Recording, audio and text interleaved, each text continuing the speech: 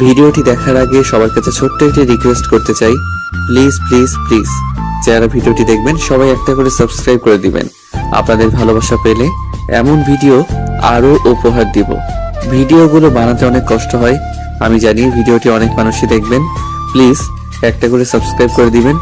সবাইকে পুরো গল্পটি দেখার জন্য অনুরোধ রইল। ভর্তি মানুষের সামনে ইমরেত ভাইয়া আমাকে ধুমাইয়া একটা থাপ্পড় মেরে দিয়েছে। আমি গালে হাত দিয়ে চোখ নিচু করে দাঁড়িয়ে আছি, আর এক হাত দিয়ে চোখের জল মুছছি। পুরো নাম আদ্রিস চৌধুরী ইমরেত। দেখতে মাশাআল্লাহ তাদের বংশের সবচেয়ে সুদর্শন পুরুষ, সাথে লম্বার দিক দিয়েও। বয়স 28 ওনার। অলওয়েজ গম্ভীর মুখের আর ফর্মাল লুকে থাকা ওনার অভ্যাস। কথা তো বেশি কমও বলে যে সব কথার ওনার হ্যাঁ বা না এর মধ্যেই শেষ। ওনার কথায় হেরফের যদি হয় ওনার বাড়িতে, তাহলে তো ওই দিন যুদ্ধ লেগে যায়। দেশের সফল ব্যবসায়ী প্লাস ডাক্তার হওয়ার সুবাদে তিনি বিভিন্ন বিজনেসম্যানদের কাছ থেকে তার মেয়ের জামাই হওয়ার অনেক প্রস্তাবও পেয়েছে, কিন্তু উনি মনে হয় সালমান খানের পথ অনুসরণ করতে চান, অর্থাৎ আজীবন সিঙ্গেল থাকার পণ করে আছেন। আমি ফারা আক্তার নিধি, বয়স 19, এইবার অনার্স প্রথম বর্ষের স্টুডেন্ট। আমার বাবা মায়ের সাথে গ্রামে ছিলাম, কিন্তু গ্রামে যে মেয়েরা থাকে তাদের খুব দ্রুত বিয়ে দিয়ে দেয়। ওখানকার এক জমিদারের ছেলে রকি আমাকে একদিন স্কুলে যাওয়ার পথে দেখেছিল। সেই থেকে প্রচুর ডিস্টার্ব করত, যেখানে সেখানে মারামারি করত কেউ আমার সাথে কথা বলতে আসলে। ওর ভয়ে কেউ আমার সাথে মিশতো না। একদিন রকির বাবা বিয়ের প্রস্তাব নিয়ে আসে, না করে দিতে পারছে না। এই প্রস্তাব করলে আমার বাবা মায়ের গ্রামে থাকা মুশকিল হয়ে যাবে। তবুও বাবা না করে দিতে জমিদার সাহেব কিছু না বলে চলে যান, কিন্তু তার ছেলে রকি এসে অনেক ঝামেলা করে, নানান হুমকি দিয়ে যায়। বাবা মা উপায়ন্ত না পেয়ে আমাকে তার খালাতো বোনের ছেলের কাছে, অর্থাৎ এই যমরাজ লোকটার কাছে ক্লাস 10-এ থাকতেই আমাকে পাঠিয়ে দেন। পরিচয় তো হলো, এবার চলুন এত সৃজনশীল থাপ্পড় খাওয়ার রিজনটাও জেনে আসি। ফ্ল্যাশব্যাক। ফ্রেন্ডদের সাথে কলেজ শেষে আড্ডা দিতে রেস্টুরেন্টে এসেছি। আমরা মোট 10 জন ছিলাম। তার মধ্যে আমাদের ছেলে ফ্রেন্ড ছিল 4টা, আর আমি সহ মেয়ে ছিলাম 6টা। সবাই খুব মজা করতে করতে রেস্টুরেন্টে আসছি। খাবারের টেবিলে বসে খাবার অর্ডার দিয়ে বসে আছি। আমি রেস্টুরেন্টে আসলে চাউমিন খাবোই খাবো। চাউমিন খাওয়ার জন্য আমি টাকা খরচ করি না, হেঁটে বাড়িতে চলে আসি। আমি চাউমিন অর্ডার দিয়ে বাকিটা তাদের অর্ডার দিয়ে বিভিন্ন গল্প গুজব করতে ব্যস্ত ছিল। আমি বরাবরের মতো চঞ্চল স্বভাবের মেয়ে, প্রচুর কথা বলতে ভালোবাসি। তবে কেউ যদি ক্লোজ হয়ে যায় তবে, না হলে আমি অপরিচিতদের কাছ থেকে সবসময় দূরেই থাকি। রেস্টুরেন্টটা 5 স্টার হওয়ার সুবাদে নামি দামি বিজনেসম্যানরা এখানে মিটিং এর জন্য আসেন। বড়লোক বাপের পোলারা ছুকরে মাইয়া পটাইয়া কেউ ডেটেও আসে, কিন্তু ভাই প্রেমে পড়তে পারলাম না কেন এখনো, এই নিয়ে আফসোস করি। তার মানে এই না যে আমার ব্যাচেলর লাইফ খুব দুঃখের। আমি আমার ব্যাচেলর লাইফ নিয়ে খুব খুশি, কিন্তু আশেপাশে লুতুপুতু কোনো প্রেম দেখলে মনে হয় আজ যদি কোনো বিএফ থাকতো, কিন্তু পরক্ষণেই ভেবে ফেলি যাক আল্লাহ বাঁচাইছে, এমন আপদ জীবনে নাই। ওয়েটার চাউমিন নিয়ে আসা দেখে আমি খুশিতে গদগদ হয়ে গেছি, কারণ চাউমিন দেখলে আমার মাথা ঠিক থাকে না। তবে সব সময় না, যখন ক্রেভিং জাগে তখন আর কি। আজ ক্রেভিং জাগছে যে চাউমিন খাবোই খাবো। ওয়েটার এদিকে আসতে দেখে আমি হাত বাড়িয়ে চাউমিন নিতে যাব, অমনি এক পিচ্চি বাচ্চা কই থেকে দৌড়িয়ে এসে আমার পায়ের সাথে ধাক্কা খেয়ে নিজে তো পড়ছেই আমার নিয়ে পড়েছে, সাথে আমার চাউমিন ফালায় দিয়েছে। আমার চাউমিন। নিচে বসে নিধি বলল, ওপরে তাকিয়ে দেখলো সুট পরা এক লোকের মাথায় চাউমিন পড়ে গেছে। লোকটি যখন ঘুরে তাকালো, নিধির কলিজা গলার কাছে চলে আসছে, কারণ চাউমিনটা আর কারো মাথায় না, যমরাজের মাথায়, ঠুকু ইমরেতের মাথায় পড়েছে। নিধিকে তার ফ্রেন্ড শামীম তুলে উঠালো। নিধি উঠে দাঁড়িয়ে পড়লেও চলার শক্তি নেই। ইমরেতের চোখ দিয়ে মনে হচ্ছে আগুন বের হচ্ছে। সামনে এসে নিধিকে এক থাপ্পড় দিল, ব্যাস পুরো রেস্টুরেন্টের মানুষ ফ্রিতে সিনেমা দেখে নিল। বর্তমান। এটা হলো আমার থাপ্পড় খাওয়ার কাহিনী। বাপ মায়ের একমাত্র সন্তান হওয়ার সুবাদে কখনো জীবনে মার খাওয়ার সুযোগ হয়নি, কিন্তু যেদিন থেকে ওদের বাড়িতে এসেছি কখনো সোজা মুখে এই কুমড়ো পটাশ আমার সাথে কথা বলেনি। অলওয়েজ রেগে মেগে কথা বলে, মনে হয় ওর কোন পাকা ধানে মই দিয়েছি আমি। একে তো থাপ্পড় খাওয়ার জন্য গালটা ভীষণ জ্বলছে, কান্না আসছে খুব, কেঁদেও যাচ্ছি, চোখও মুছি, আবার চাউমিন আমার পড়ে গিয়েছে দেখে আরো ভ্যা ভ্যা করে কাঁদতে লেগেছি। বাসায় আসছে নিধি, কিন্তু ভেতরটা ধুকপুক করছে ভীষণ ভাবে। কারণ মার খেয়েছে বাইরে ঠিকই, কিন্তু বাড়িতে ওনারই আবারও যদি থাপ্পড় মারে। থাপ্পড়ের কথা মনে হতেই অটোমেটিক গালে হাত চলে গেল নিধির। কোন রকমের ভেতরে আসলো সে। পেছন দিক থেকে দুইটা পিচ্চি হাত নিধির কোমর ধরে বলল, ফুপি ধরে ফেলেছি। নিধি ফিক করে হেসে দিয়ে বলল, কে এমন দুঃসাহস করলো? আমি এই বাড়ির রাজকন্যা। বলেই সামনে এসে নিজের দুই হাত কোমরে রেখে বলল। নিধি বাচ্চাটাকে কোলে নিয়ে এই পাক দিয়ে বলল, কেমন আছে আমার রাজকন্যা? বলবো কেন? সকালে না দেখা দিয়ে তুমি চলে গেছিলে কেন? পিচি বলে উঠল, সরি পরি, আমি আসলে যখন তোমার ঘরে যাই তখন তুমি ঘুমিয়েছিলে, তাই আমি না ডেকেই চলে আসি। নিধি মাসুমের মতো মুখ করে বলল, আচ্ছা আচ্ছা থাক, আমাকে ইমোজির মতো ব্ল্যাকমেল করতে হবে না। পিচিটা বলল। ইমোজি আবার কি? নিধি অবাক হয়ে বলে উঠল, ও মা, তুমি ইমোজি চিনো না? মা যখন রাগ করে বাবা তখন এইভাবে ইমোজির মতো ব্ল্যাকমেল করে। পিচি বলল। এতক্ষণে নিধি বুঝতে পারলো ও কিসের কথা বলছে। মামুনি, ওটা ইমোজি না, ইমোশনাল ব্ল্যাকমেল হবে। মাথায় হাত দিয়ে ওইগুলো ব্ল্যাকমেল আছে তো নাকি? মুখ ভেঙচিয়ে বলল পিচি। মাহি, পেছন থেকে ডাক পড়ল। জি, অর্থাৎ মাহি আমার জামার পেছনে লুকিয়ে পড়লো আর বলল, সামনে এসে 28 বছর বয়সী নারী আসলো। ইনি হলেন ভাবি, অর্থাৎ ইমরেদ ভাইয়ার ভাবি, মেহবুব ভাইয়ার বউ। ইমরেদ ভাইয়ারা দুই ভাই, বড়টার বউ হচ্ছে মেহবুব ভাই।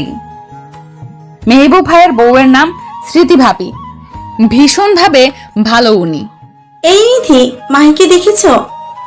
নুডলসের প্যাকেট খুলে গার্ডেনে যে ছড়িয়ে আসছে। আজ ওর একদিন কি আমার একদিন। নিধি কিছু বলতে যাবে তার আগে ভাবি খপ করে মাহির হাত সামনে টেনে নিয়ে আসলো। রাগী চোখে মেয়ের দিকে তাকালে মাহি টুপ করে তার মায়ের গালে চুমু খেয়ে বলল, সরি মা। এরকম কাজ করলে কেউ কি আর রেগে থাকতে পারে? স্মৃতি ভাবিও হেসে দিল। মায়ের হাসি দেখে মাহি এক দৌড় দিল। আরে আসতে বাবা, পড়ি চাপাতো। স্মৃতি বলল। নিধি মা মেয়ের মুহূর্ত উপভোগ করছিল। ইস, সে যখন গ্রামে থাকতো তার মায়ের সাথে কতই না দুষ্টুমি করত। তুমি এমন গালে হাত দিয়ে আছো কেন? স্মৃতি ফ্রুকুচকে জিজ্ঞেস করলো। নিধি কি বলবে বুঝতে পারছে না, ভ্যাবাচাকা খেয়ে বসে আছে। আর বলবেই বাকি, যে তার গুণধর দেবর সামনে থাপ্পড় মেরেছে। ইয়ে মানে আজ র‍্যাক ছিল কলেজে, কাকে র‍্যাক দিয়েছিল কে জানি, তার জন্য থাপ্পড় আমি খেয়েছি। নিধি নিয়ে বিনিয়ে বলে উঠল। স্মৃতি গালের হাত সরিয়ে দেখলো 5টা আঙ্গুলের দাগ একদম বসে গেছে। ফর্সা মুখে মনে হচ্ছে লাল রক্ত জমাট বেঁধে গেছে। এ কি, কত জোরে মেরেছি তোমাকে! পুরো গালের কি অবস্থা! স্মৃতি আটকে উঠে বলল, আজ তোমার ভাইয়া আসুক। কোন বেয়াদবের দল এই হাল করেছে? ভার্সিটি যে সব কয়টাকে খবর নিতে বলবো। স্মৃতি ভাবি রেগে গিয়ে কথাগুলো বলল। তারপর আমার হাত টানতে টানতে ডাইনিং এর চেয়ারে বসিয়ে আইস প্যাক ধরে থাকলো। আসলে ভাবি আমাকে প্রচুর ভালোবাসে, আমার সব প্রয়োজন উনি এক নিমেষেই বুঝে যান। ক্লাস 10 থেকে আছি এই বাসায়, কিন্তু উনি আমার মায়ের মতন সব জিনিসের খেয়াল রাখে। আসলে মেহবুব ভাইয়া আর ইমরাত ভাইয়ার মা বাবা মারা যাওয়ার পর স্মৃতি ভাবি সংসারটা সামলে রেখেছে। এত নামি দামি মানুষ হয়েও এক চুল পরিমাণ অহংকার নেই। এমনকি স্মৃতি ভাবির ফ্যামিলিও অনেক হাই ক্লাস, কিন্তু তাদের পিতা মাতার মন একদম পানির মতো পরিষ্কার, কোনো ভেজাল নেই। রাতের বেলা ইমরাত ভাইয়া হসপিটালের ডিউটি সেরে বাসায় আসছে, মেহবুব ভাইয়া অফিস থেকে ফিরে এসেছে। মাহি বসে আছে আর সবার জন্য অপেক্ষা করছে। শেষ হয়ে দুই ভাই নামলো। স্মৃতি খাবার সার্ভ করছে, যে যা চেয়ারে অবস্থান করলো। নিধি কই? মেহবুব দেখতে না পেয়ে জিজ্ঞেস করে বসলো। নিধির খুব জ্বর, আমি খাবার খাইয়ে ওষুধ খাইয়ে আসছি। স্মৃতি বলল। সে কি, জ্বর হলো কিভাবে? মেহবুব অবাক হয়ে বলল। মার খেয়ে জ্বর আসছে। স্মৃতি বলল। কে মেরেছে? মেহবুব একটু মৃদু চিৎকার দিয়ে বলল, আমি মেরেছি। ইমরেদ গম্ভীর মুখে বলে উঠল। আর কি বলবে, দুজনেই চুপ হয়ে থাকলো, কারণ ইমরেদ শাসন করে নিধিকে একটু বেশি। কেন মেরেছো তুমি ফুফিকে? মাহি চোখ পাকিয়ে জিজ্ঞেস করলো। কারণ তোমার ফুপি ভুল করেছে, এখন কথা না বলে চুপচাপ খাও। ইমরেদ খাবার মুখে গুজে দিয়ে বলল। মাহি মুখ ভেঙচি দিয়ে তার মায়ের হাত থেকে খাবার খাচ্ছে। গভীর রাতে নিধির মনে হলো তার গালে কেউ হাত বোলাচ্ছে, নরম স্পর্শ পাচ্ছে, কিন্তু জ্বরের জন্য চোখ খুলতে পারছে না সে। জোর দিয়ে যখন চোখ খুললো, অন্ধকার ঘরে কিছুই দেখতে পেল না। ঘরের দরজাও তো লক করা, কে বা আসবে? আপনি খুব খারাপ ইমরান ভাইয়া, আপনার হাতের মার খাওয়ার জন্য আমি জ্বরে ভুগতেছি। দেখেন আপনার বউ হবে যখন, ওর হাতে মার খেয়ে আপনিও জ্বরে ভুগবেন। নিধি জ্বরের ঘোরে বিড়বিড় করে বলছে। নিধি জ্বরের ঘোরে বিড়বিড় করে বলাটা কারো কানে যেতে ব্যক্তিটি অন্ধকারের মধ্যেই বাঁকা হাসি দিল। সকালবেলা নিধির ঘুম ভাঙলো বেলা 12টা। জ্বর কমলেও শরীরের দুর্বলতা এখনো যায়নি। মনে হচ্ছে কতই না চালের বস্তা তুলেছে যে শরীরটা ভার হয়ে আছে। ফ্রেশ হয়ে নিচে গেল। স্মৃতি ভাবি বসে বসে কাজ দেখিয়ে দিচ্ছে নতুন মালিদের। পুরনো মালি চলে গিয়েছে বয়স হওয়ার কারণে, আর পারছে না কাজ করতে, এই কারণে। তুমি ডাইনিং এ যাও, আমি আসছি। স্মৃতি ভাবি বলল। আমি মাথা নাড়িয়ে চলে গেলাম। কিছুক্ষণ বাদে সামনে বড়টা দিল ভাবি, কিন্তু মুখে দিতেই তিতা লাগলো। মনে হয় জ্বরের মুখে, এই জন্য খেতে পারলাম না। তখন ভাবি স্যুপ করে দিল। মাহিও স্কুলে গেছে, নয়তো ওর সাথে মজা করা যেত। কল বাজছে, দেখলাম শামীম ফোন দিয়েছে। বল। নিধি বলল। জ্বর হয়েছে রে, এই জন্য আসিনি। নিধি ক্ষীণ কণ্ঠে বলে উঠল। এদিকে একটা আননোন নাম্বার থেকে নিধির ফোনে কল এসে চলেছে। নিধি দেখেও অ্যাভয়েড করলো, যেহেতু চিনে না, দেখেও কি হবে। বেশ কিছুক্ষণ কথোপকথন চলল। যে ব্যক্তিটি ফোন দিয়ে বারবার ওয়েটিং পাচ্ছিল, সে রাগে সব জোরে গ্লাস ভেঙে ফেলল। সন্ধ্যাবেলা নিধি আরামসে শুয়ে ফেসবুক চালাচ্ছে। নিউজ ফিডে এটা সেটা ফানি ভিডিও দেখছে আর হাসছে একটু পর পর। ইমরান নিধির রুমে এসে যখন দেখলো নিধি ফোনে কি দেখছে আর হাসছে, তখন নিধির কাছে এসে ফোনটা নিয়ে সজোরে ফোনটা ফেলে টুকরো টুকরো করে দিল। আল্লাহ, আমার ফোন! নিধি তড়িঘড়ি করে তুলতে গেলে ইমরান হ্যাঁচকা টান দিল। যেহেতু কাজের সময় তোমাকে পাওয়া যায় না, ফোনও তোমার কাছে থাকবে না। ইমরান দাঁত চেপে কথাগুলো বলে হনহন করে বেরিয়ে পড়ল। নিধির চোখে জল এসে গেছে। কেন তাকে দেখতে পারে না এই লোক? কি করেছে সে তার? ভাঙা ফোন হাতে নিয়ে বসে বসে কাঁদছে নিধি। নিধি অনেকক্ষণ যাবৎ ঘর থেকে বের হয়নি, আর বের হবে। নিজে নিজে বকবক করছে আর চোখের জল মুছছে নিধি। এদিকে ইমরান নিজের রাগ সংযত করতে পারছে না, দেখে ওয়াশরুমে চলে গিয়েছে। গোসল করে বেরোনোর পর একটু হালকা লাগছে, তবে নিধির ফোন ওয়েটিং এর কথা মনে পড়তেই আবারও মাথায় রাগটা ফুলে উঠছে। রাতের বেলা ডাইনিং এ যেয়ে ইমরান দেখলো নিধি খেতে আসেনি। নিধি কই? ইমরান গম্ভীর মুখে স্মৃতিকে প্রশ্ন করলো। ভাই, ও আসবে না, তুই খেয়ে নে। ঘরে বসে মাহি আর নিধি মিকি মাউস খেলতেছে। মেহবুব বলে উঠল স্মৃতি বলার আগেই। রাগে গাটা আরো রিরি করে উঠল ইমরানের। কোন রকমে দাঁতের দাঁত চেপে মুখের ভেতরে খাবার গুজে উপরে চলে গেল। এদিকে মেহবুবের নজর গেল স্মৃতির শাড়ি ভেদ করে পেটের উপর। চট করে শয়তানি করার বুদ্ধি মাথায় আসলো তার। পানি হাতে নিয়ে স্মৃতির পেটে হাত রাখলো মেহবুব। এরকম আক্রমণে স্মৃতি চিৎকার দিতে যেয়েও থেমে গেল, বুঝলো বাহিরে আছে। চিৎকার দিলে খারাপ দেখায়।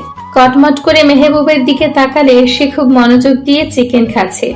এদিকে মেহবুব ভেজা হাত সরায়ও না, ভেতরে ভেতরে পৈশাচিক আনন্দ নিচ্ছে। স্মৃতি টেবিলের নিচ দিয়ে দিল এক গুঁতো মেহবুবের পায়ে। আহ! মেহবুব ব্যথাতে বলে উঠল। স্মৃতি দেখলো মেহবুব হাত সরিয়ে দিয়েছে, দেখে হাত ছেড়ে বাঁচলো। আরেকবার এমন করলে তোর সব কয়টা হাড় ভেঙে দিব আমি। রাগে গিজগিজ করতে করতে ডাইনিং ত্যাগ করলো স্মৃতি। লেটস সি বেবি, রুমে যাও। তোমার কপালে কি আছে দেখবে, তখন দেখবে। মেহবুব শয়তানি হাসি দিয়ে বলল, ইমরান সার্জারি নিয়ে একটু কথা বলছে অফিসের লোকের সাথে। কাল সকালে একটা বড় অপারেশন করতে হবে তাকে। বড় অপারেশন সব ইমরান করে, এমার্জেন্সি ছাড়া যায় না সে হসপিটাল।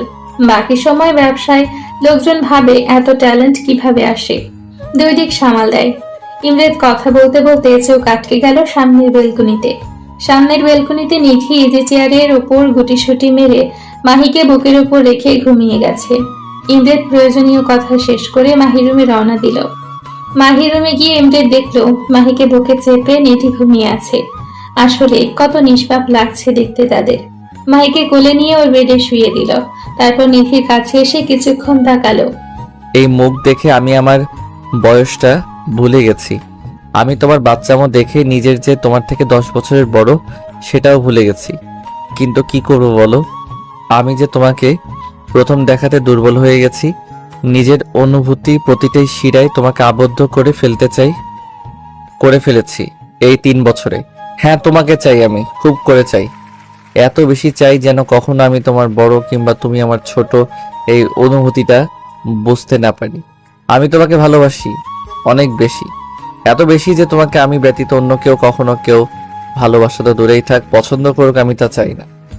আমি পারলে তোমাকে আমার বক্ষ পিঞ্জরে লুকিয়ে ফেলতে চাই।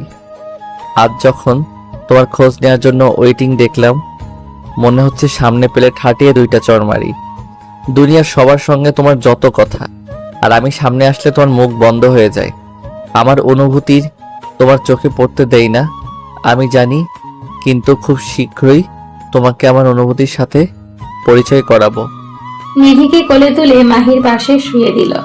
কথাগুলো নিধির শুনতে পেত, কিন্তু ঘুমের জন্য তার হুঁশই নেই। কেউ তাকে তার অজান্তেই এত বেশি কেউ চেয়ে ফেলেছে। নিধির কপালে চুল সরিয়ে মাথায় চুমু দিয়ে দুজনের গায়ে চাদর দিয়ে লাইট অফ করে ইমরেত চলে গেল। স্মৃতি ঘুমাতে পারছে না। যখন সে বেডে ঘুমাচ্ছে, মেহবুব তার গায়ে পানির ছিটা মারছে। দেখলো কোনো উপায়ান্তর নাই, নিজের রুমে থেকে চাদর নিয়ে বারান্দায় চলে গেল। এমনিতে সময় পায় না ওকে আদর করার। যখন কাছে পাই, হয় মাহি আসে, না হয় অন্য কাজ। পরে না হয় আর এরকম করতে দিব না। ও ভুলে গেছে ওরে আমি কেমনে তুলে এনে বিয়ে করেছি। দপাদপ পা ফেলে স্মৃতির কাছে কোমরকে শক্ত করে ধরে কাছে ঘুরিয়ে দেওয়ালে ঠেসে ঠোঁটে ঠোঁট বসালো।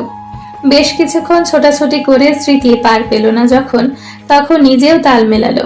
সে জানে মেহবুব বরাবরই জেদি, আর সেখানে স্মৃতিকে নিয়ে সবসময় সিরিয়াস। স্মৃতির গায়ের ঘ্রাণ মেহবুবের কাছে টনিকের মতো কাজ করে। স্মৃতিকে কোলে তুলে ভালোবাসার রাজ্যে ডুব দিল মেহবুব। সকালবেলা নিধি নিজেকে বেডে পেয়ে একটু অবাক হলো। সে তো ছিল মাহিকে নিয়ে বারান্দায়, এখানে কিভাবে এলো? মাহির দিকে তাকিয়ে দেখে সে এখনো ঘুমে কাদা। 4 বছরের মাহি, তার মা বাবার মতো গায়ের রং পেয়েছে, দেখতেও পুতুল। মাহির কপালে চুমু দিয়ে নিজের রুমে গেল ফ্রেশ হতে।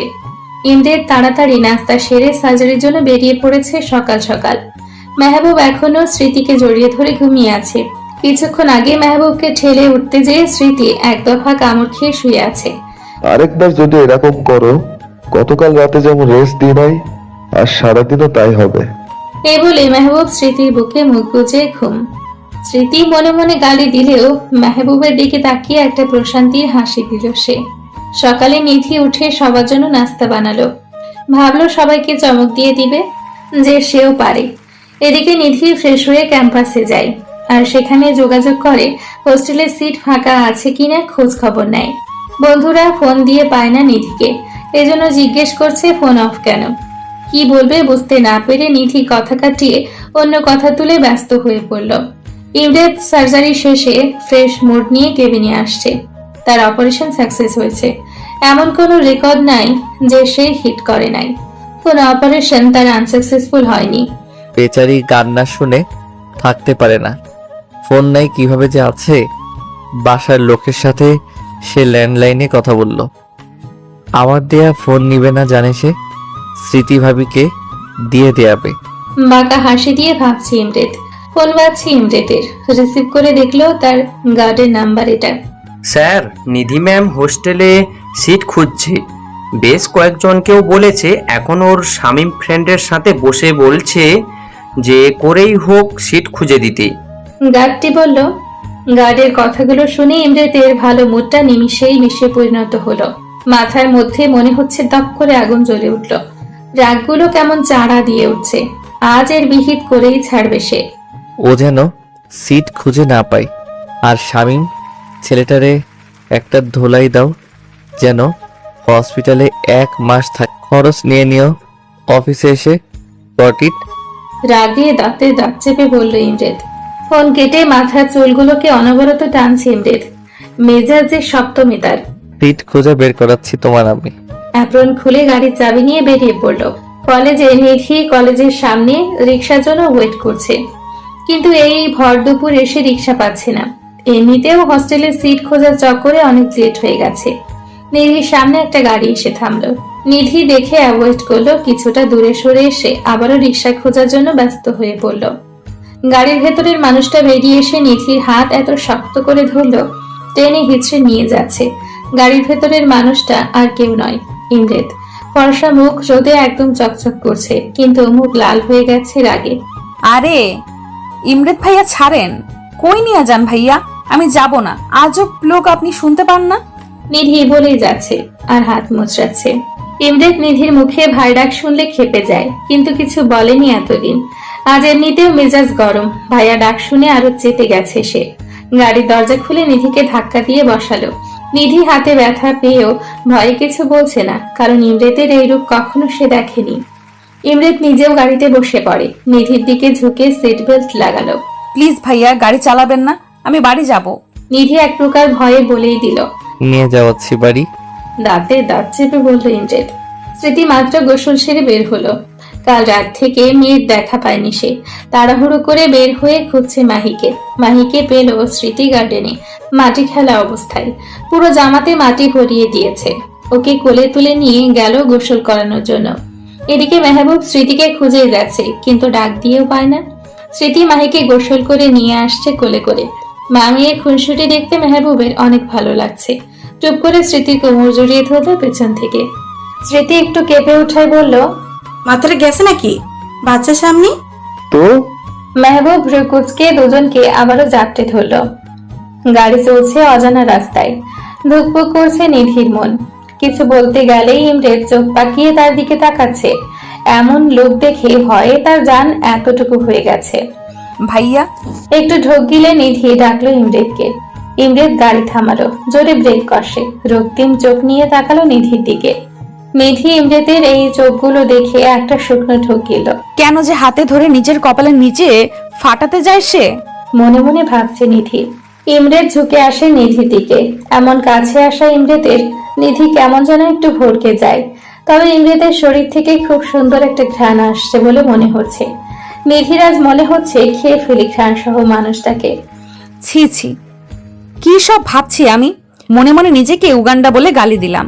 চোখ তুলে তাকাতে যাবে, দেখি ইমরেতের চোখগুলো কেমন খোলা আর লাল হয়ে আছে। ঠোঁট দুটো শুষ্ক হয়ে আছে, চুলগুলো এলোমেলো, আর সামনের কপালে কিছু চুলদার। কেমন লাগছে যেন, ঠিক ভয়ঙ্করই লাগছে তার কাছে এখন মানুষটাকে বর্তমানে। ভাই, নিধি ভাইয়া ডাক্তার সম্পূর্ণ বলার আগে ইমরেত তার দুই হাত দিয়ে নিধির মুখটা সামনে এনে নিজের ঠোঁটের সাথে ঠোঁট মিলিয়ে দিল। এমন অ্যাটাক করায় নিধি হজম করতে না পেরে চোখগুলো ডিমের মতো বড় বড় করে দিয়েছে। ইমরেতের এক হাত আমার কোমরে চলে গিয়েছে, আরেক হাত আমার চুলটা শক্ত করে ধরে আছে। আমার মনে হচ্ছে হাওয়াতে ভাসছি আমি। শরীরটা প্যারালাইজড লাগছে আমার কাছে, নিয়ন্ত্রণ নাই আমার শরীরের আমার কাছে। এরকম কেন লাগছে? এরকম ইমরেত ভাইয়া করলো কেন? উনি তো আমার দেখতেই পারে না, তাহলে এরকম করে চুমু খাচ্ছে কেন? বিভিন্ন প্রশ্ন আমার মনে ঘুরপাক খাচ্ছে। ওর অপর পাশে আমার ঠোঁটের উপর নিজের ঠোঁট বিলীন করে যাচ্ছে। মনে হচ্ছে এই দিনটার জন্য সে অপেক্ষায় ছিল। অনেকক্ষণ হয়ে যাচ্ছে, কিন্তু ইমরেতের সরে আসার নাম নেই। আমার মনে হচ্ছে ঠোঁট মনে হয় আর নাই। একটু সরে আসতে চাইলে ইমরেত আমার উপর উঠে পড়ে গাড়ির সিটের সাথে চেপে ধরে, নিজের মতো করে চুমু খেয়ে যাচ্ছে। বেশ কিছুক্ষণ পর ইমরেতের ঠোঁটের যুগলবন্দি থেকে নিধি মুক্তি পেল। নিধি আগে ঠোঁটে হাত দিচ্ছে, তার ঠোঁট আছে নাকি গায়েব হয়ে গেছে। হাত দিয়ে দেখলো আছে, কিন্তু জ্বলছে খুব। ইমরেত গাড়ির সিটে হেলান দিল, মাথা উপরের দিকে তুলে চোখ বন্ধ করে জোরে জোরে নিঃশ্বাস ফেলছে। নিধিও তাই। ইমরেত চোখ বন্ধ অবস্থায় বলে উঠল, এইভাবে আমার ভিতর অধিকার আমি কখনো কাউকে দেইনি, কিন্তু তুমি যখন থেকে লাইফে আসছো আমার ভিতরটাকে প্রতিনিয়ত পুড়িয়ে ছারখার করছো। এর উত্তর আছে তোমার কাছে?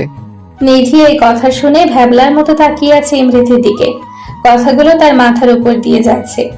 ইমরেত আবারও বলা শুরু করলো, আমি তো চাইনি তোমাকে ভালোবাসতে। কেন বাধ্য করলে আমার বাসায় এসে আমাকে তোমার মাতাল করা প্রেমে ফেলতে? বলো কেন করলে? চিৎকার করে বলল ইমরেত। একে তো ইমরেতের কথা তার মাথার উপর দিয়ে যাচ্ছে, দ্বিতীয়ত ইমরেত যে তাকে ভালোবাসে এটা শুনে মনে হচ্ছে কেউ তাকে 10 তলা থেকে ফেলে দিয়েছে। ইমরেত নিধির কাছে এসে তার ঠোঁটে হাত বোলালো বৃদ্ধা আঙ্গুল দিয়ে। নিধি এমন ছোঁয়াতে একটু কেঁপে গিয়ে সরে বসলো। খুব জ্বলছে তাই না বেবি? ইমরেত ঘোলাগা কণ্ঠে বলছে, বেবি শুনে মনে হচ্ছে নিধি ঝটকা খাইছে। মনে হচ্ছে ওরা ধরা কাটতে পারলে হতো। ঠোঁটটাকে একটু চেপে ধরলো ইমরেদ। জ্বলছে এমনিতেই, তার উপর চেপে ধরাতে নিধি আসলে একটু ব্যথা পেয়েছে। এই জ্বলা ব্যথা সহ্য করে নাও, আমি এতদিন সহ্য করে এসেছি। নাও ইয়োর টার্ন। যে দহনে আমি পড়েছি বা পুড়ছি, এখন আমার এই আক্রমণগুলো দিয়ে তোমাকে মারবো। ইমরেদ কথাগুলো বলে ফোনে কাকে কল দিল। কাজ হয়েছে? ইমরেদ জিজ্ঞেস করলো তার গার্ডকে। Good job. বলে ফোন কেটে দিল ইমরেদ। আবারও নিধির দিকে তাকালো। সে চুপচাপ বসে আছে। প্রশ্ন অনেক চলছে তার মনে, কিন্তু জিজ্ঞেস করার সাহস সে পাচ্ছে না। ছোট মাথাতে এত চাপ নিও না। চাপ নিতে এতই ইচ্ছা হইলে আমাকে নাও, আমাকে নিয়ে ভাবো। বাট ডোন্ট ইউ থিঙ্ক সেখানে আমার জায়গাতে ভুল করে অন্য কারো বিচরণ হোক। আর ভাইয়া ডাকার এই বোকামিটা নেক্সট টাইম করবা না, আদারওয়াইজ এর থেকে রেজাল্ট খারাপ করে দিব তোমার।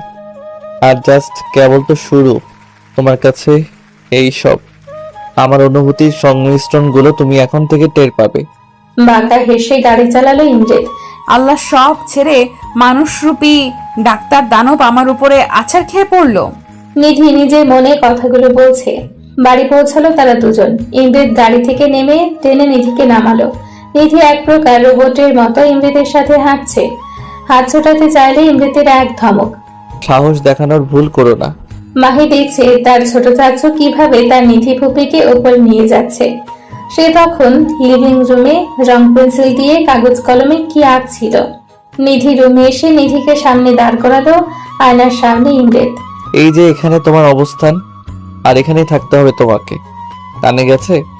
না গেলে ঢুকিয়ে নাও।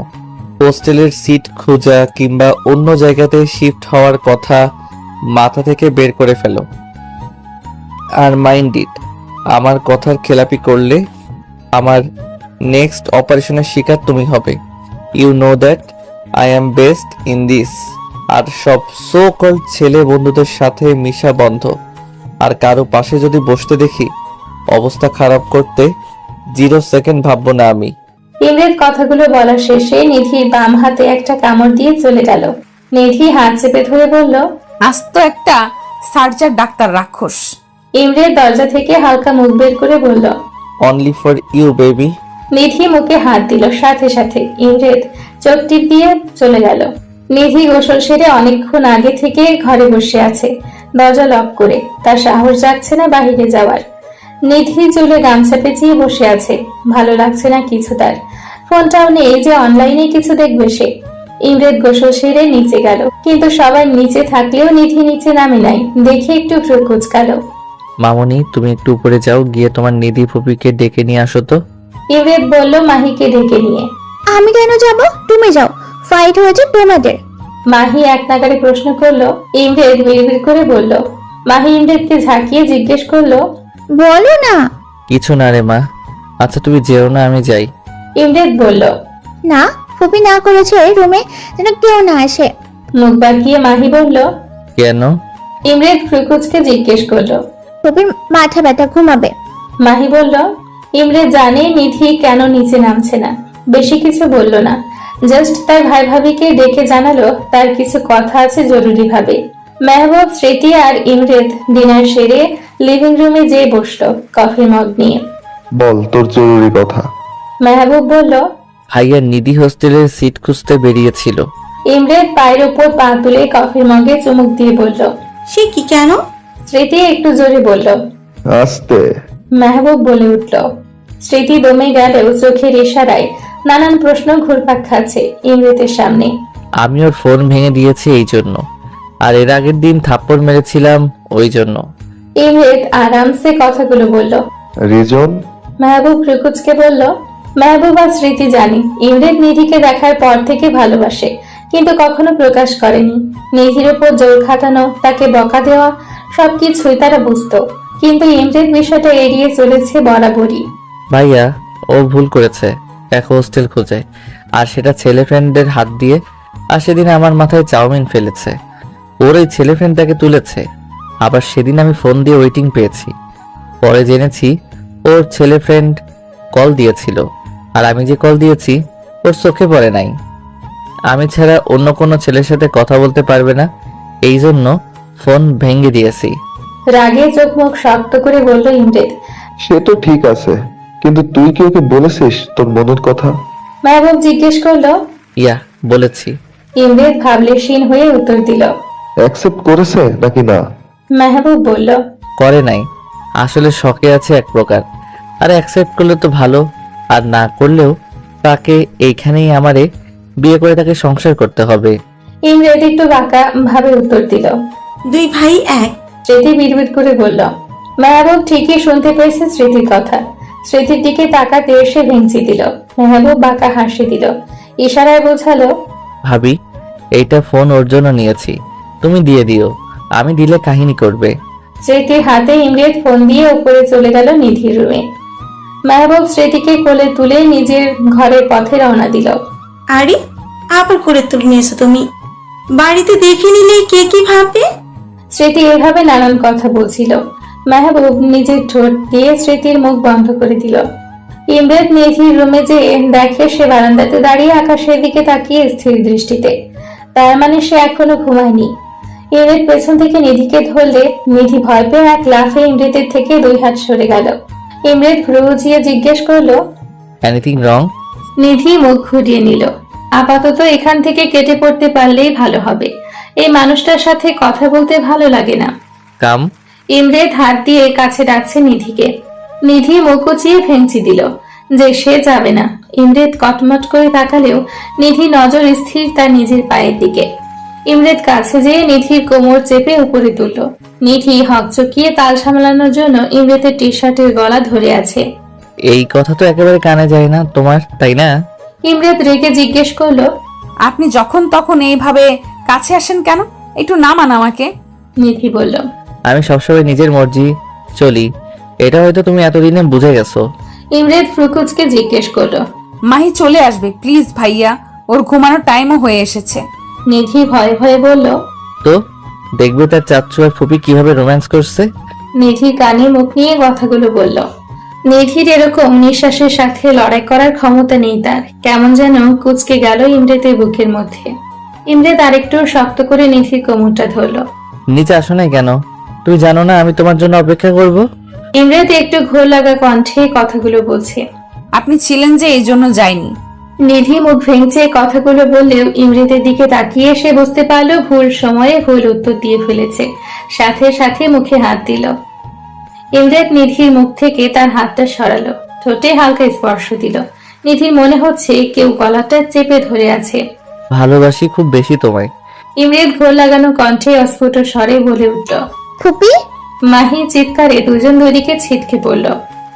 নিধি বুকে ফু দিচ্ছে নিজে, আর ইমরেদ নিধির ধাক্কা খাওয়াতে একটু রেগে কিছু বলতে যাবে, তার আগে আবারও আওয়াজ। কই তুমি ফুপি?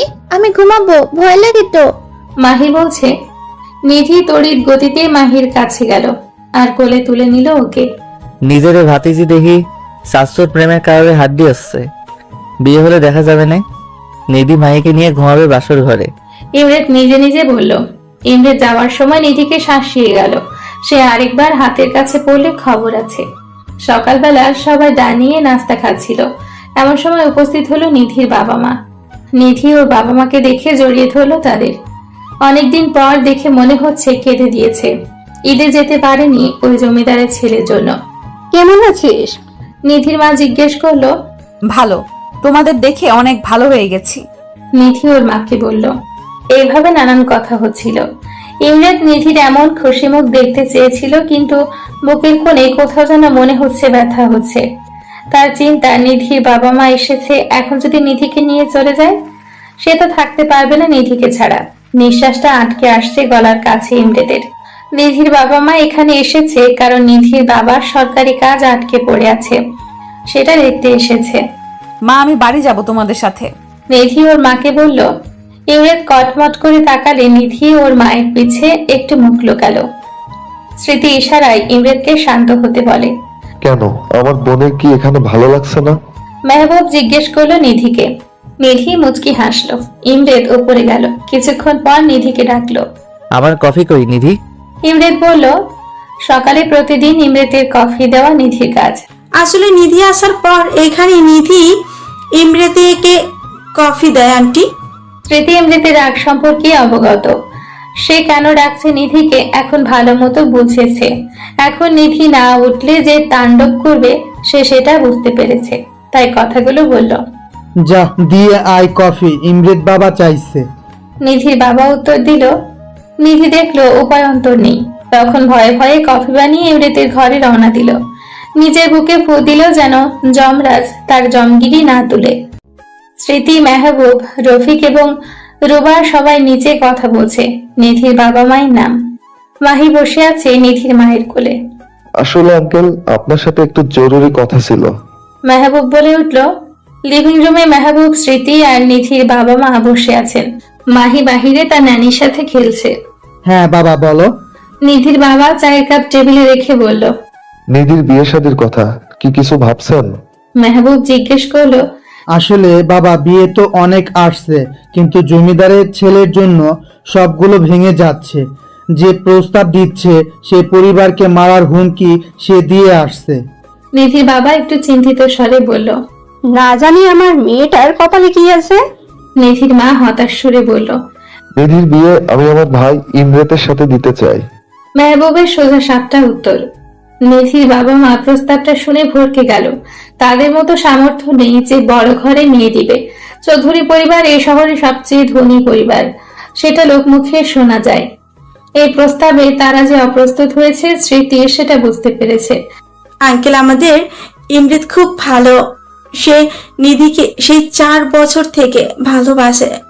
সে এখানে আসার পর ইমরেতের মধ্যে আমরা যতটা চেঞ্জ দেখতে পাই তা কখনো দেখিনি। আপনি ভাববেন না আমরা জোর করছি। ইমরেত নিধিকে নিয়ে কতটা দুর্বল আমরা দেখতেই পাই সেটা। আর নিধিকে প্রচন্ড ভালোবাসে। নিধিকে ছাড়া অন্য কাউকে এখন পর্যন্ত বিয়ে করতেও চায় না। বিয়ে নামক শব্দ শুনে রেগে যায় সে। নিধিকে আমরা আমাদের বাড়ির ছোট পুত্রবধূ হিসেবে চাই আঙ্কেল। স্মৃতি নিধির মায়ের হাত ধরে কথাগুলো বলল। নিধির বাবা মায়ের মনে হচ্ছে আকাশের চাঁদ হাতে পেল, সেই সাথে সৎ পাত্র নিজের মেয়ের জন্য পেল। বুক থেকে অনেক বড় একটা পাথর যেন মনে হলো সরে গেল তাদের। নিধির বাবা মাও কথা পাকা করে দিল যে ইমরেতের সাথে নিধির বিয়ে দিবে। মেহবুব স্মৃতির দিকে চোখ টিপ দিল। স্মৃতি বেচারি লজ্জা পেয়ে মিষ্টি আনতে গেল। তাদের মধ্যে এই কথা হলো, নিধির প্রথম বর্ষ পরীক্ষা শেষে বিয়ে দিবে দুজনের। ততদিন কথাটা নিধির অজানা থাকুক। অহেতুক চাপ নিয়ে পরীক্ষা খারাপ করুক তার দরকার নেই। ইমরেতের রুমে নিধি কফি নিয়ে গেছে। রুমে নক করলো, কিন্তু রেসপন্স না আসাতে ফিরে আসতে গেলে নিধিকে টেনে ইমরেত রুমের ভেতরে নিয়ে দরজা লক করে দিল। এভাবে হ্যাঁচকা টান পড়াতে নিধির হাত থেকে কফির মগ পড়ে ভেঙে গেছে। আরে দিলেন তো মগটা ভেঙে। নিধি মুখ না তুলে কফির মগের দিকে তাকিয়ে কথাগুলো বলল। ইমরেতের সারা শব্দ না পেয়ে নিধি যখন মুখ তুলে উপরে তাকালো তখন ইমরেতের মুখটার দিকে তাকালো। ইমরেতের মুখ দেখে সে ভীষণ ভয় পেয়ে গেল। ইমরেতের মুখ ভীষণ লাল, দেখে মনে হচ্ছে মাথায় খুন চেপে আছে তার। ইমরেতকে এভাবে দেখে নিধির ভয় হাত পা ঠান্ডা হয়ে আসছে, সরতে পারছে না। সাহস কি করে হয় তোমার বাড়ি যাওয়ার নাম নেয়ার? আমি যে না করেছিলাম তুই শুনতে পাওনি? আমি যে তোমাকে ছাড়া কিছু ভাবতে পারি না, থাকতে পারি না, এটা কি বোঝো না তুমি? ইমরেত চিৎকার করে বলছে। দেখুন। নিধি তোতলাতে তোতলাতে বলল। কি দেখবো বলো, বলো কি দেখবো? আরো জোরে চিৎকার করে বলছে ইমরেত। ভাগ্যিস বড়লোক ইমরেতের রুমে দরজা সাউন্ড প্রুফ। আমি কি আমার বাবা মায়ের বাড়ি যেতে পারি না? ভয় ভয়ে বলল নিধি। না পারো না তুমি। তুমি বিহীন আমার শ্বাসটা যে আটকে আসে, এটা কি বোঝো না তুমি? আবারও চিল্লিয়ে বলছে ইমরেত। আপনি আমার উপর এইভাবে অধিকার দেখাতে পারেন না। নিধি বলে উঠল। অধিকার? অধিকার চিনাস তুই আমারে? আরে দিয়ে তোর উপরে তোর অধিকার নাই কোনো। তোর উপরে এই ইমরেত চৌধুরীর অধিকার শুধু। নিধির কোমর শক্ত করে চেপে ধরে। নিধি ভয়ে আর কোনো কথাই বলতে পারছে না। এই ইমরেত নামক প্রাণীটাকে সে অসম্ভব ভয় পায়। কেন এইভাবে পুরাচ্ছ আমায়? যখন পুরাচ্ছ তুমি, এর মলমও তুমি হবে। এই দহনের তোমাকেও মারবো আমি, আর সেখানে তোমার মর্জি হোক বা না হোক। ইমরেত শান্ত স্বরে বলল। ইমরেত তার কোমরটা অনেক শক্তভাবে চেপে আছে। মনে হচ্ছে তার আঙ্গুল ডেবে যেয়ে নিধির জামার ভেদ করে ভেতরে ঢুকে যাবে। ভাই, আমার পুরো কথা শেষ হওয়ার আগে ইমরেত আমার ঠোঁটে নিজের ঠোঁট বসিয়ে দিল। নিধি ঝট করে চোখ বন্ধ করে নিল।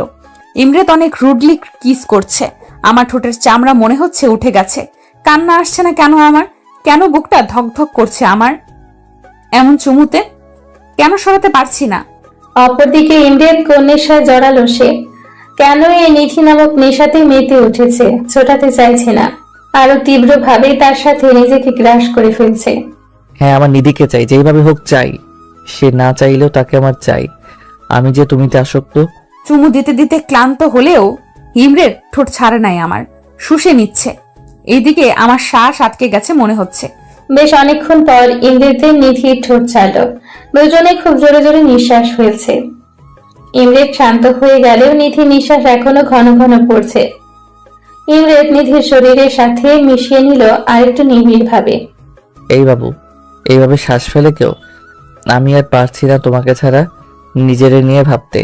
ইমরেতের ঘোর লাগানো কণ্ঠ শুনে নিধির শরীরের পশম মনে হচ্ছে দাঁড়িয়ে গেল। এইভাবে নিঃশ্বাস নিলে লোকে কি ভাববে? লোকদের ভাবনা I don't care, I only care about you. ইমরেত নিধির কানে কথাটা বলল। শুরুন। তুতলে বলছে নিধি চোখ বন্ধ করে। নিচে যে সাফ মানা করবে যে তুমি যাচ্ছ না তাদের সাথে। যদি আমার কথার অপোজিট করো, আমি নিজেও জানি না তোমার কি করব আমি। ইমরেত চোখ মুখ শক্ত করে বলল। নিধি ঠোঁট মুছে দিল ইমরেত আলতো করে। নিধি এমন ছোঁয়াতে শিউরে উঠল। নিধি বাইরে যাওয়ার জন্য পা বাড়ালে ইমরেত পেছন থেকে নিধিকে ধরে ওর ঘাড়ে মুখ ডোবায়। নিধি থরথর করে কাঁদছে। তোমার ঘ্রাণে, তোমার ঠোঁটে, তোমার চুলে মাদকতা কাজ করে আমার জন্য। আর এই মাদকতাতে আমি তীব্রভাবে আসক্ত। ছুটবে না কখনো, আর না আমি ছোটাতে চাই। নিধির ঘাড়ে মুখ রেখে বলল ইমরেত। নিধি যখন নিচে নামে তখন দেখে ইমরেত খুব আয়েশ করে যমরাজ লুকে সবার সাথে খোশ গল্প শুনতে বিজি। আস্ত দানব, ঠোঁটটা কত ব্যথা করছে এখনো। নিধি অসহায়ের সাথে বিড়বিড় করলো। স্মৃতি নিধির ঠোঁটের দিকে নজর গেলে দেখে নিধির ঠোঁট অনেক ফোলা। ইমরেতের দিকে তাকিয়ে বুঝলো এই কিছু একটা করেছে। দুই ভাই একই, মানুষজন বোঝে না। মেহবুব মাহিকে কোল থেকে নামিয়ে স্মৃতির উদাম পেটে হাত দেয় সবার আড়ালে। স্মৃতি শিউরে উঠেও নিজেকে সামলে নিল। মেহবুবের দিকে রেগে তাকালেও মেহবুবের কোনো ভাবান্তর নেই, মনে হচ্ছে সে কিছুই করেনি। স্মৃতি হালকা করে হাত উঠিয়ে সবার মনোযোগের আড়ালে মেহবুবের পেটে দিল কোনো দিয়ে ধাক্কা। মেহবুব আউচ বলতে যেও মুখে রেখে দিল ব্যথাটা, কারণ সামনে সবাই আছে। নিধি তার মায়ের পাশে গুটিসুটি মেরে বসে আছে। ইমরেত তার সামনে চেয়ারে পায়ের উপর পা তুলে কফি খাচ্ছে আর নিধির দিকে মগ্ন হয়ে আছে। নিধি আর চোখে তাকালেও বুঝতে দিচ্ছে না ইমরেতকে, কিন্তু ইমরেত নিধির আর চোখে দেখাটাকে বুঝতে পেরে বাঁকা হাসি দেয়। নিধির বাবা মাকে আর বলতে পারলো না যে তাদের সাথে যেতে চায়। যখনই তার মাকে সে কিছু বলতে চাইছে তখন ইমরেত তার দিকে চোখ রাঙিয়ে তাকাচ্ছে। বেচারা নিধি না গিলতে পারছে না ইমরেতকে হজম করতে পারছে। এদিকে স্মৃতি ইমরেতকে সবার আড়ালে হাসতে হাসতে নিয়ে যায়।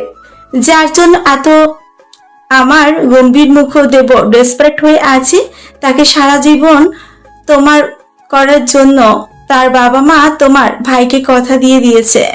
ওনারা কথা না দিলেও আর স্মৃতি না চাইলেও আমি ঠিকই ওর প্রথম বর্ষের পরীক্ষার পর তুলে নিয়ে যে বিয়ে করতাম। ইমরেত সোজা স্টাইলে বাঁকা জবাব। দুই ভাই একই, তোমার ভাইয়ের মতোই হইলে বেচারি নিধির কপালে কি আছে? স্মৃতি জানালো ঠাট্টার সুরে। ওর কপাল ভালো আছে, একদম ডাবল রোলে পাচ্ছে হ্যান্ডসাম জামাইকে। ইমরেত নাক ফুলিয়ে বলল। স্মৃতি হেসে তাদের কাছে রওনা দিল।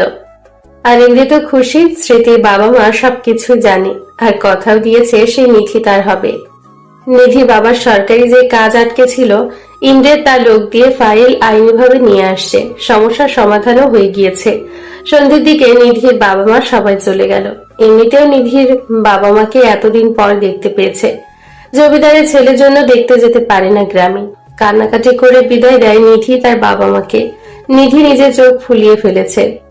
ইমরেত ইশারাতে না করেছে কাঁদতে, কিন্তু নিধি যতবারই ইমরেতের দিকে তাকিয়েছে ততবারই আরো জোরে কেঁদেছে। মাহি বারবার এসে চোখ মুছে দিচ্ছে। ও ফুপি, তুমি কেঁদে দিলে কিন্তু আমিও কাটবো। সে জানায় মাহির এমন কথা শুনে নিধি মাহির সামনে না কাঁদলেও রুমে যেয়ে ঠিকই খাচ্ছে। স্মৃতি রাতে খাবারের জন্য ডাকলে দেখে কাদার জন্য মাথা ভার হয়ে গেছে, এখন আর উঠতে পারে না। আমি খাবো না ভাবিপু প্লাস আপু, আমি ভালোবেসে ডাকি, তোমরা খেয়ে ঘুমাও, আমার মাথা ধরেছে। স্মৃতি নিচে এসে ইমরেদকে জানালো। ইমরেদ জানায় তারা খেয়ে নিয়ে ঘুমিয়ে যেতে, নিধিকে উনি খাওয়াবে। ইমরেদ অফিসের কিছু কাজ সেরে হসপিটালের কিছু খোঁজ নিয়ে খাবার নিয়ে নিধির রুমে গেল। নিধির রুমে যেয়ে ইমরেদের শ্বাস আটকে যাওয়ার মতো অবস্থা। নিধির পরনের প্লাজো হাঁটু অবধি উঠে আছে, আর টি শার্টও উঠে আছে, হালকা ফর্সা পেটে দেখা যাচ্ছে। চুলগুলো এলোমেলো, কান্নার কারণে চোখে হালকা আর নাকটা অসম্ভব লাল হয়ে আছে নিধির। I have to control myself. নিজে নিজে বিড়বিড় করছে ইমরেদ, কিন্তু যখনই নিধির দিকে তাকাচ্ছে সব উল্টে যাচ্ছে। 2-3টা বড় নিঃশ্বাস ফেলে নিধিকে ডাকলো ইমরেদ। এই নিধি উঠো, খাও, খেয়ে মেডিসিন নিয়ে অফ যাও। ইমরেদ ধীরে ধীরে বলল। নিধি ঘুমে বিভোর আর মাথা ব্যথায় ক্লান্ত থাকার কারণে ইমরেদের ডাকে সাড়া না দিয়ে পেট উল্টে দিল। পিঠ থেকে টি শার্টটা আরেকটু উঠে গেছে, ইমরেদের চোখ বেরিয়ে আসার উপক্রম। এই মেয়ের দেখি হুঁশ নাই ঘুমানোর সময়। বিয়ের পর একে তো আমার সাথে বদ্ধভাবে বেঁধে রাখতে হবে, রাতে কিংবা যখন ঘুমাবে। ইমরেদের আর কাঞ্চল হচ্ছে না, চলে যাওয়ার জন্য পা বাড়াতে যেও পারছে না। সে একটা একটা করে পা ফেলে নিধির কাছে গেল। নিধির পিঠের দিকে এক ধ্যানে তাকিয়ে আছে, চোখ আটকে গেল কোমরে থাকা লাল তিলে। ব্যাস, এটুকু ছিল কন্ট্রোললেস কেড়ে নেওয়ার জন্য ইমরেদের। আমি উপর হয়ে শুয়েছিলাম, ধীর পায়ে ইমরেদ যেয়ে আমার পাশে বসলো। মাদকতা চোখ নিয়ে আমার তিলের দিকে এসে তাকিয়ে রয়েছে। ইমরেদ যখন একটু ছুঁয়ে দিল আমার লাল তিলটার উপর আঙুল দিয়ে, তখন মনে হয় আমি ঘুমের মধ্যে কেঁপে উঠলাম। আমার কোমরের কাছে ইমরেদের ঠোঁট নিয়ে বেশ কয়েকটা চুমু দিয়ে আরো লাল তিলটাকে আরো রক্তাক্ত করে দিল, সাথে তিলের আশেপাশের জায়গাটাকেও। না খেয়ে ঘুমানোর শাস্তি প্লাস আমার ভালোবাসা। বাঁকা হেসে ইমরেদ কথাগুলো বলে। নিধির গায়ের উপর চাদর দিয়ে বেরিয়ে গেল। নিধি খেলো না দেখে নিজেও খেলো না। সকালবেলা, যেহেতু আজ শুক্রবার সবাই বাসায় থাকবে, নিধির ঘুম ভাঙলো বেলা 9টায়। নিজেকে ফ্রেশ করবে আপাতত সে, যেহেতু না খেয়ে ঘুমিয়েছে সে। নাড়ি ভুড়ি খাওয়ার জন্য পেট থেকে এখন খাও খাও করছে। নিধির মাথাটা হালকা ভার হয়ে থাকলেও ঘুমানোর ফলে ফ্রেশ লাগছে। পাশের টি টেবিলে চোখ গেল নিধির। সুন্দর ব্ল্যাক কালারের র্যাপিং পেপারে মোড়ানো কিছু একটার উপরে লেখা স্মৃতি। নিধি এক্সাইটেড হয়ে তাড়াতাড়ি করে খুলতে যেয়ে র্যাপিং পেপারের ধারে আঙ্গুল কেটে ফেলেছে বলে ও রক্ত বেরোচ্ছে দেখে। সেদিকে মাথা ব্যথা নেই, মুখে নিয়ে আঙ্গুলটাকে চুষে নিয়ে পুরো কভারটা খুলে দেখলো আইফোন 11 ম্যাক্স। নিধির মুখটা এত বড় হয়ে গেছে। খুশিতে নেচে দিল ফোন পেয়ে। কিছুক্ষণ নেচে দিল নিধি। ফোন বেডে রেখে নিধি গেল ফ্রেশ হতে। এতক্ষণ নিধি রুমে সিসিটিভি ফুটেজ দিয়ে দেখছিল ইমরেদ তার ল্যাপটপের দ্বারা। নিধির এরকম বাচ্চামি দেখে সে 4 বছর আগে ঘায়েল হয়ে তার প্রেমে পড়েছিল। মুচকি হাসিতে ইমরেদকে দারুণ লাগে। যদি নিধি দেখতো। নিধি ওয়াশরুমে যেয়ে দেখলো জামা চেঞ্জ করার সময় কোমরের জায়গাতে তিলের অংশটুকু কেমন কালশিটে ভাবে লাল হয়েছে। মনে হচ্ছে কেউ ওই জায়গাটা ইচ্ছে মতো খুঁচাইছে। কিন্তু নাড়াচাড়া করে যখন হদিশ পেল না নিধি, তখন পাত্তা না দিয়ে ফ্রেশ হয়ে নিচে গেল সে। নিধি নিচে যেয়ে দেখলো স্মৃতি কিচেনে আজ রান্না করছে। আজকে তাহলে ভাইয়া কিছু আবদার করেছে, এই জন্য ভাবিবো সকাল সকাল আসছে। Thank you. স্মৃতিকে পেছন থেকে ধরে নিধি বলল। আচমকা ধরাতে স্মৃতি ভয় পেলেও নিধির বাচ্চামো দেখে হেসে দিল। তা কিসের জন্য থ্যাংক ইউ শুনি? স্মৃতি জিজ্ঞেস করলো। এই যে ফোন। নিধি হাতে থাকা ফোন দেখালো। নিধি বলল। স্মৃতি বুঝলো ইমরেদ দিয়েছে তার নাম করে। গতকালই তো জানালো সে যে নিধিকে ফোন দিবে। তুমি কিভাবে জানলে ভাবিপু যে আমার ফোন ভেঙে গিয়েছে? নিধি ঠোঁট উল্টে জিজ্ঞেস করলো।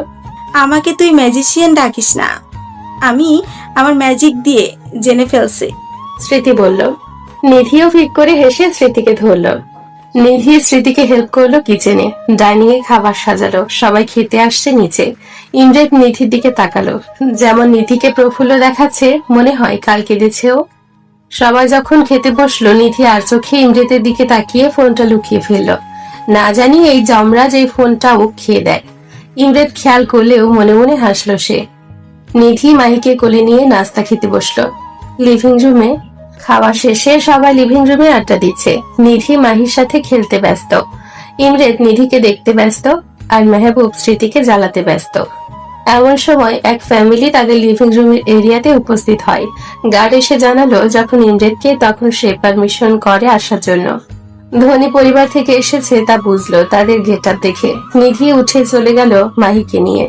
সবাই নিজেদের মতো কুশলাদি করলো। ইমরেদ বসে নিজের ফোন গোতাচ্ছে। আসলে যে জন্য আমরা এসেছি সেটা বলি এখন।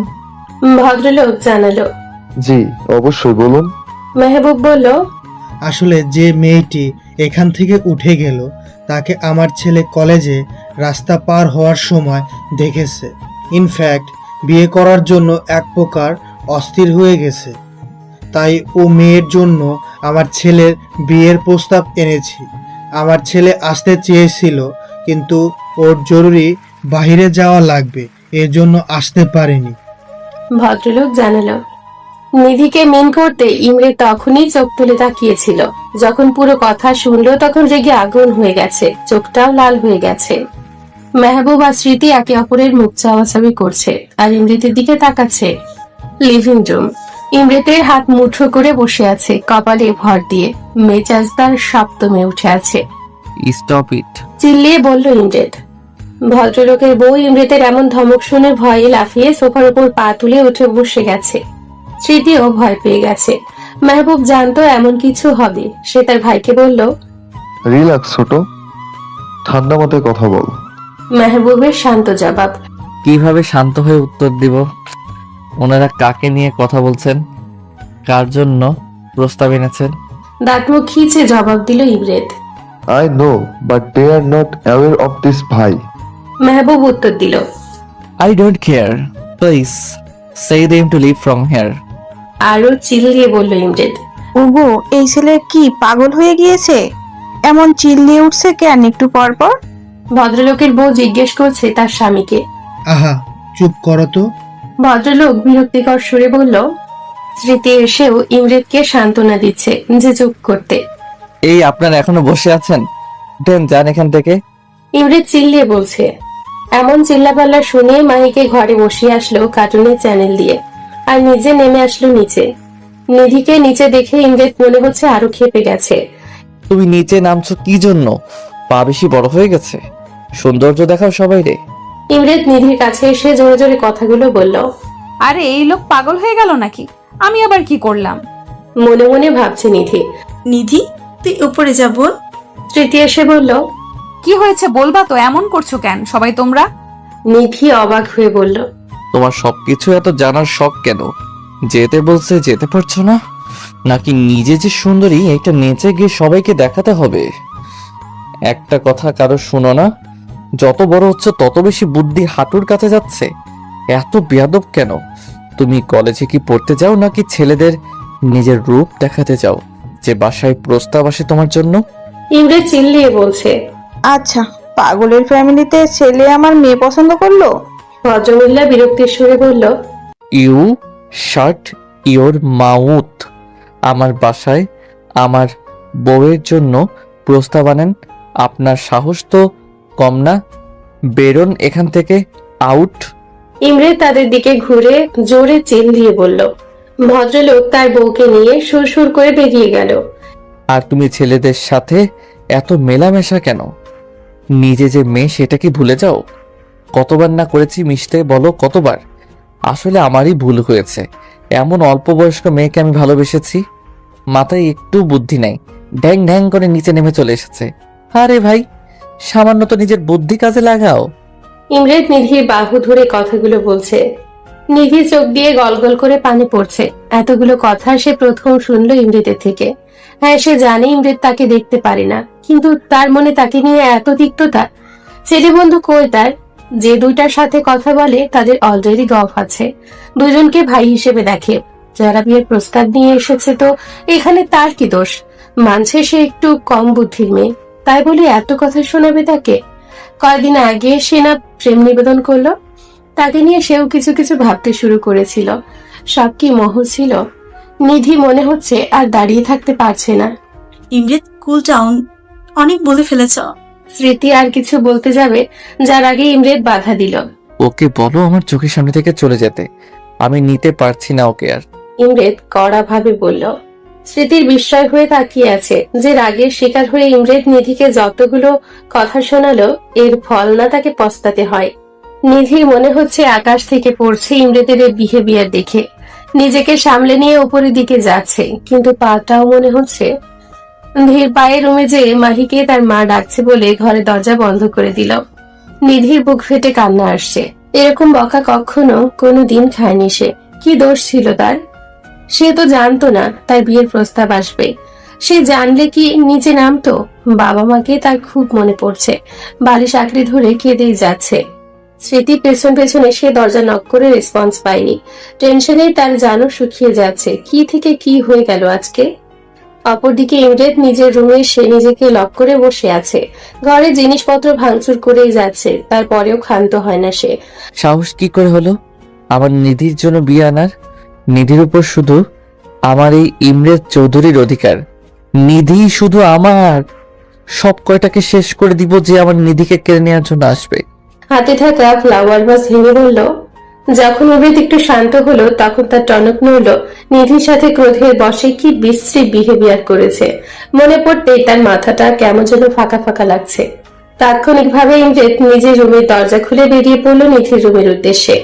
নিধির রুমে দরজা ধাক্কিয়ে চলে যাচ্ছে, কিন্তু নিধি দরজা খুলে না। আরে বড় লোকের ফুয়া, জানোস না তুই তোদের সব ঘরে রুমে সাউন্ড প্রুফ করে রাখছস? স্মৃতি এমন দরজাতে বাড়ি দেওয়ার আওয়াজ শুনে মাহিকে কোল থেকে নামিয়ে মেহবুবের কোলে দিল, যেন ওকে দেখে। স্মৃতি ছুটলো নিধির ঘরের দিকে, যেহেতু আওয়াজটা ওইখান থেকেই আসছে। কি করছো কি এখন তুমি? স্মৃতি এসে ইমৃতকে জিজ্ঞেস করলো। দেখো না ভাবি, নিধি দরজা খুলছে না। এই নিধি, দরজা খুলো। বলে দিল আরেকটা বাড়ি। ইমৃত জানালো, ও খুলবে না, আর ও না করেছে যেন কেউ বিরক্ত না করে। তুমি তো চেয়েছিলে যেন ও তোমার সামনে না আসে। তো স্মৃতি বলল, ভাবি প্লিজ, তুমিও জানো আমি রাগের মধ্যে বলেছি। রাগ উঠলে হুঁশ থাকে না। আর ও বললেই হলো দরজা খুলবে না। এই খুলো, লাস্টবার বলছি। তখন না হয় রেগে বলেছি, এখন কিন্তু সত্যি সত্যি তোমার কানের নিচে চটকনা পড়বে একটা। ইমৃত চিল দিয়ে বলছে। কামাইত নেই। ইমৃতের হাত ধরে স্মৃতি টেনে নিয়ে গেল ডাইনিং এ। ইমৃতের সামনে পানির গ্লাস ধরলো স্মৃতি, ইশারা জানালো পানিটা খেতে হবে এখন তাতে। ইমৃত পানিটা নিয়ে এক নিঃশ্বাসে খতম করে ফেলল। লিসেন টু মি কেয়ারফুলি ভাই। তুমি আচ্ছা ওকে বলেছ অন্য কোনো মেয়ে হলে কিন্তু এখনই বাড়ি ছেড়ে চলে যেত, কিন্তু ও আছে কারণ ওর বাবা মা আমাদের ওপর অনেক ভরসা করে তাকে এখানে পাঠিয়েছে। সে চায় না তার বাবা মায়ের কাছে আমরা ছোট হই। আর তুমি যা বলছো আজকে, তা তো তুমি নিজেও জানো নিধির মতো মেয়ে এই আমাদের জেনারেশনে পাওয়া খুব দুষ্কর। নিধির চাল চলন যেমন সোজা সরল, তেমনি নিধির মনটা পানির মতো স্বচ্ছ। নিধিকে আমার ছোট বোন আর কলিজাও ভাবি আমার, কারণ আমার নিজের কোনো বোন নেই। তুমি যখন নিধিকে এইসব বলেছিলে মনে হচ্ছিল তোমার গালে একটা থাপ্পড় দেই, কিন্তু দেই নাই। কেন জানো? নিধিকে যেমন বোন ভাবি তোমাকেও আমি ভাই ভাবি, কারণ আমার ভাইও নেই। নিধিকে যতটা ভালোবাসি আমি তোমাকেও আমার ভাই হিসেবে ততটাই ভালোবাসি। তাই তোমাকে বোন হিসেবে আমার শাসন করতে বাধা নেই। তুমি নিজেও বুঝতে পারছো এখন রাগের বশে যে কথাগুলো যা বলছো তা ভুল। রাগের বশে আমরা অনেকটা হিংস্র হয়ে যাই। তুমি তো এমন ছিলে না। আমি জানি যতটুকু তোমাকে দেখেছি আর চিনেছি আর বুঝেছি যে তুমি তোমার এইসবের প্রতি কন্ট্রোল রাখো। তবে আজ কেন এরকম হলো জানি, নিধিকে নিয়ে তুমি অতিরিক্ত সিরিয়াস, অতিরিক্ত ভালোবাসো ও তুমি তাকে, কিন্তু তুমি আজ যা বলছো ওকে, তাতে তোমার জন্য ওর মনে একটা দাগ কেটে গেছে। সে অনেক কষ্ট পেয়েছে ইমরেত। স্মৃতি কথাগুলো বলল। I know that I hurt her a lot, but she also have to why I so mad about her that time. ইমরেত মাথা নিচু করে বলল, সবাই সবকিছু বুঝে না ভাই। তুমি যতটা ম্যাচিউর ও ততটা না। ওর নরম মনে অনেক আঘাত পেয়েছে তোমার এই বিহেভিয়ারে। স্মৃতি বলল। আমি ওকে মানিয়ে নিয়ে আসি। ইমরেত উঠতে গেলে স্মৃতি বসালো ওকে আবার। স্মৃতি বলল, এখন না, আজ এমনি ধকল গেছে ওর উপর। সময় দাও। ওকে ছাড়া আমার দম বন্ধ হয়ে আসে ভাবি, ওকে ছাড়া আমার নিঃশ্বাস নেওয়াটাও দায়। আমি তো ওকে পাগলের মতো চাই, ওকে অনেক বেশি ভালোবেসে ফেলেছি সেই 4 বছর থেকে। ওকে আমি কারোর সাথে দেখা তো দূরে থাক, আমি ভাবতেও পারবো না। নিধি সবসময় উল্টা পাল্টা ডিসিশন নেয়। এই যেমন কয়দিন আগে হোস্টেল খুঁজছিল, আজকের আমার বিহেভিয়ার দেখে যদি অন্য কিছু করে, ও যদি আমারে ছেড়ে যেতে চায়, আমি ওকে খুন করে ফেলবো একদম। ইমরেত স্মৃতিকে কথাগুলো রেগে বলে উপরে চলে গেল। নিজের রুমে এসে ধড়াস করে দরজা লাগিয়ে দিল। স্মৃতি দীর্ঘশ্বাস ফেলে নিজের রুমে এগোলো। সে জানে ইমরেত রাগী যতটুকু, তার চেয়ে অধিকতর ভালোবাসে বেশি নিধিকে। মেহবুবও তাকে তুলে নিয়ে বিয়ে করেছিল যখন তার বিয়ের কথা অন্য কারোর সাথে চলছিল। মেহবুব স্মৃতির ওপর যতটা দুর্বল, স্মৃতিও ততটাই দুর্বল। মেহবুবের শ্বাসে রাজত্ব করে যদি স্মৃতি, তাহলে স্মৃতির মনে রাজত্ব করে মেহবুব। এরকম পাগলামি ভালোবাসায় দেখে